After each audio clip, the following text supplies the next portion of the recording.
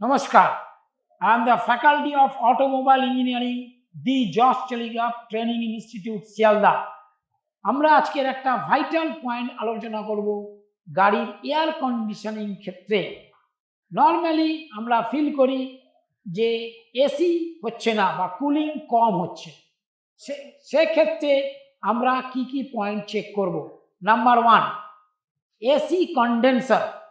Because কন্ডেন্সারটা গাড়ির ফ্রন্টে থাকে, গ্রিলের পরেই কন্ডেন্সার, সেই কারণে সমস্ত ডাস্ট কন্ডেন্সারে অ্যাকুমুলেট হলে আমার কুলিং এফেক্ট কম হয়ে যাবে। তাহলে কন্ডেন্সারের কুলিং ক্লিনলিনেসটা আমরা চেক করব।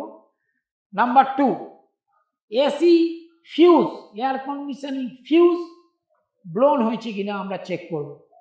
নাম্বার 3, যে রেফ্রিজারেন্ট, সেটা আমরা R134A ব্যবহার করি, রেফ্রিজারেন্ট কোনো জায়গা থেকে লিক আছে কিনা।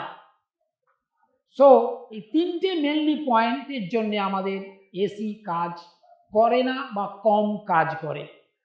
আশা করছি আপনাদের এই পয়েন্টগুলো পরিষ্কার হলো। নমস্কার।